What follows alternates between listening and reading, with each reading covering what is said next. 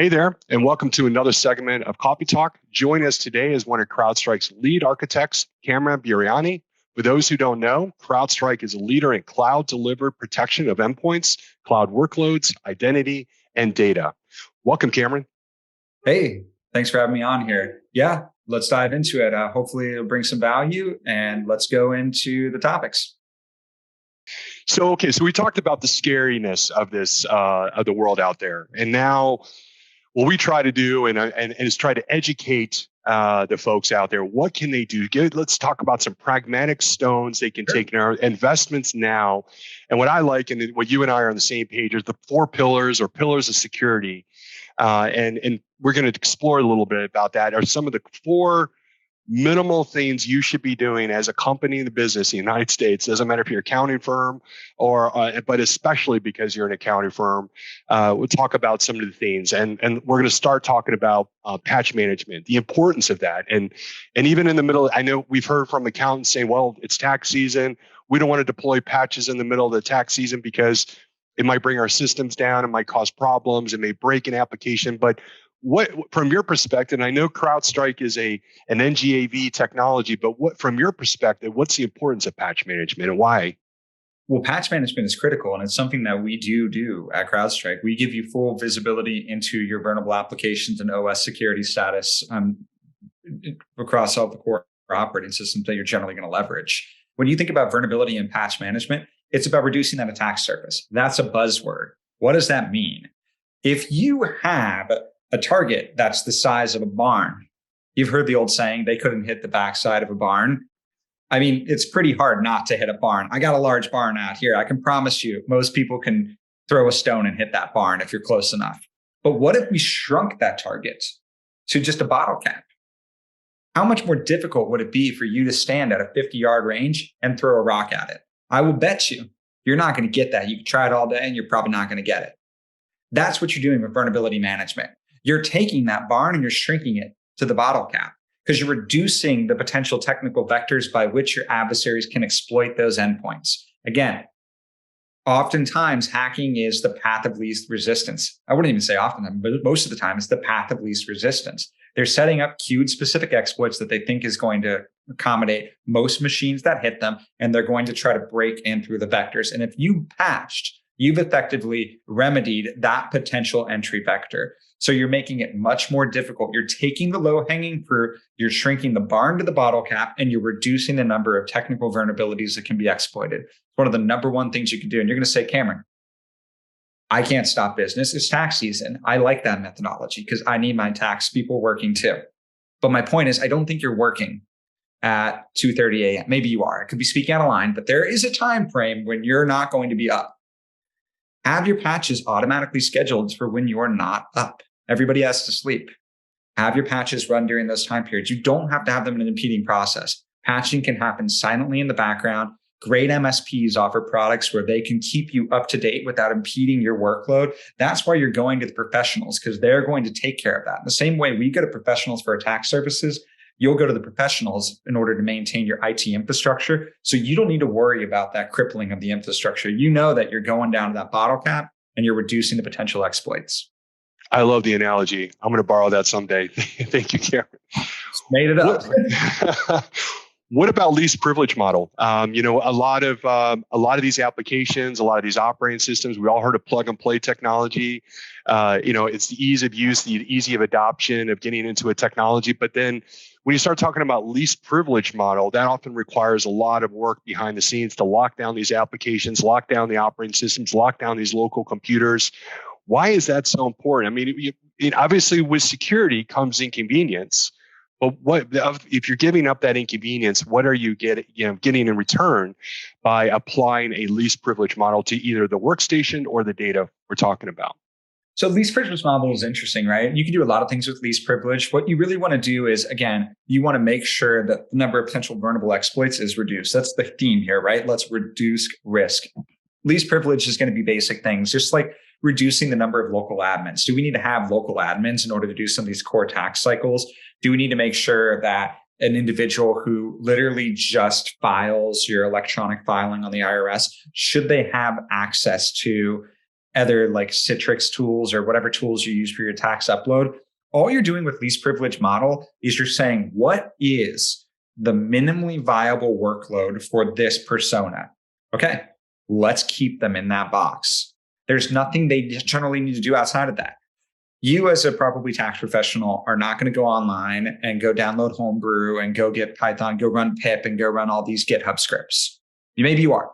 But the point is, in a least privilege model, you'll generally restrict things like that because we understand your workflow and we want to make sure that anything that goes outside that workflow, we end up shutting it down because that can be indicative of adversary action. It's something that we can do and can be implemented by MSPs that can go on in and do it without restricting their workflow. But also it takes those potential exploits outside. Why did I use the GitHub pip example? Because that's a common way that you can download things like Mimikatz folders. You can download exploits. You can download, just basic things that adversaries host malicious files and scripts on cloud repositories like GitHub. So if we can start to restrict access, it's just something like just calling Git. And we know that an individual is not going to do something like that. Again, it just makes it harder for those environments to be exploited. Think path of least resistance. If a hacker or just standard script kiddie gets in there and it's just failure after failure after failure after failure, they're moving on. Because there's another firm who's going to be smaller and has zero defenses and it's going to work the first time and they're not going to have to use 100% of their thought process. So that's what I think about least privileged. It also ties into the concept of identity and identity, making sure that we have a core identity management around it. I don't want to convolute that conversation, but we are seeing a bulk plurality of the attacks in the wild are identity centric. That goes in with the least privilege model. It goes in with the concept of social engineering. It's really about taking that persona and making sure we only allow that identity to perform relevant actions. I think a lot of people don't realize is whatever account you happen to be using on that computer at that time, and depending on its restrictions or maybe no restrictions, and you click on a malware or open up a malware, it's going to use those credentials that you're currently logged on. They don't realize that when you open that malware, you click on that link, you open that attachment, it's going to use the credentials of that user that's logged onto that computer. So if you have full admin rights to that local computer, well, guess what? The virus now does too. If you have full rights to all your company data, and you've got a bunch of mapped drives with no restrictions, you've given the malware full access to your network and to go encrypt your data. And I think that's a lot of misunderstandings is it, because of the social engineering tactics, they don't realize that the account that they're using and leveraging with those tokens is really the problem. And that's why least privilege model, no local admins is the best practice these days. Yeah, exactly. And I love how you frame it right there. They don't realize that if it comes in, they have that privilege. Think about it. You're in the house. Inside the house has full administrator rights. Keep the animals outside of the house. But guess what? You bring the cat in the house, cat can do whatever it wants to. It's in the house. You brought that in. It has full permissions associated with it. Same thing with tech. I love that analogy too.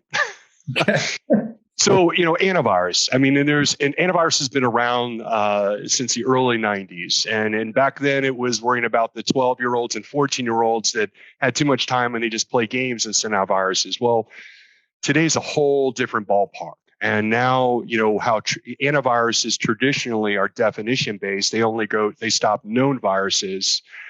What about this buzzword NGAV? We've heard the terminology. NGAVs are different.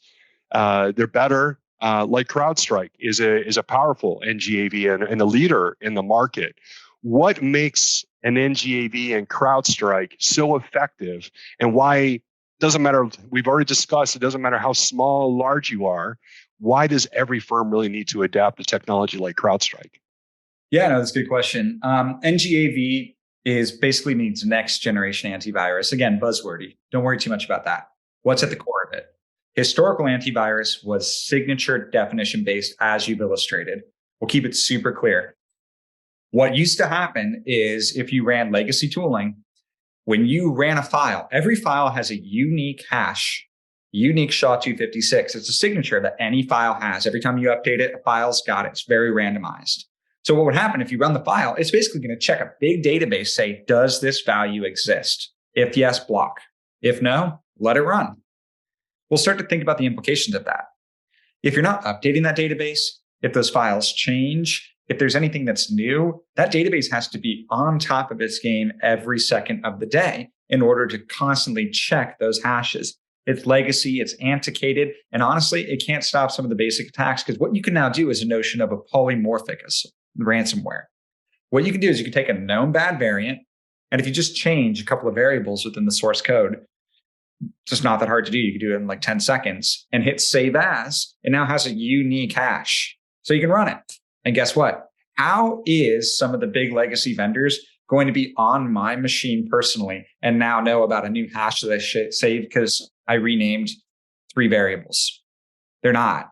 That's the problem. So we've got to shift. What's that shift? NGAV. And what NGAV does is it looks at the behavior that a file attempts to take. So it fuses the idea of static analysis machine learning, which is just a buzzword of saying is, hey, I'm going to apply this machine logic before we let this file to run and determine if it's malicious based on its actions. And something like a CrowdStrike, we can do this all in real time and generally never use more than a couple percent of CPU, even on spike. You'll be none the wiser that we're doing this. And we do it every single time upon execution. Because we're doing that model and we're looking at that actions and we're truly identifying if a file is attempting to take malicious action as opposed to the hash, we can stop some of those potential known bad variants, polymorphic variants, and even potential net new manifestations. That's what NGAV is, moving beyond signatures, using machine learning patterns to determine actions and blocking before they take any malicious action on your machine. So to use an analogy I thought of is, think of human beings and viruses. Viruses evolve, they change the code, if you will, behind. We're talking about for example, the pandemic. And traditional antiviruses are only going to stop the known viruses. But as soon as that virus changes just a tad, now that historical technology, your traditional definition-based technology is no longer applicable. So you're really going after the behavior. It doesn't matter what the file is called or specific variant.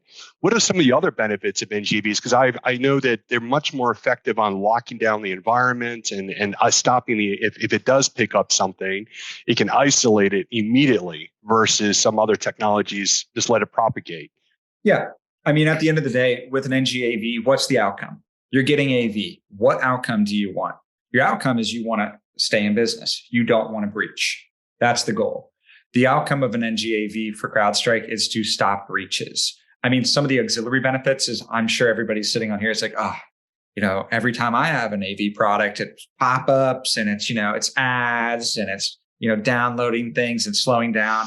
We're one of the lightest weight solutions in the market. NGAVs, especially MSPs who choose to power their program with them, are basically saying, we want to give you that outcome of stopping breaches. And we also want it to be entirely silent that it's running in the background. You should be none the wiser that it's performing its actions. So when I think about NGAV, it is those outcomes, but it's also the fact that it's not going to bog down your machine. You're not going to see those updates coming down. You should, in theory, be none the wiser that an NGAV is working in the background. If you're not stopped with your productivity and there's no breaches, NGAVs are doing their job. Exactly. What do you say to the company that says, this is too expensive. I'm a small company and, this is a big, we don't want to spend that kind of money on this type of technology. What would you say to them? If you understand the implications of a breach, the investment should be seen as an investment you're doing for the future of your company, right? You spent 10, 20, 30 years building up this practice. It's going to go away because you made a misclick at 8:30 after you had a glass or two of wine and you're watching Friends with your significant other. Like, okay, that's how it goes down. What if we can stop that? So there's an element of human error that can occur, but we still have insurance that our business is going to have continuity. Thank you, Cameron, and thank you, CrowdStrike, for sharing your experience and expertise on this topic. And for those who are still with us, thank you for joining us today. We hope you learned something new and you could take back to your firm and apply and help improve your firm's security posture. And if you want to get more tips and best practices from the experts, be sure to like and subscribe for more videos. Cheers.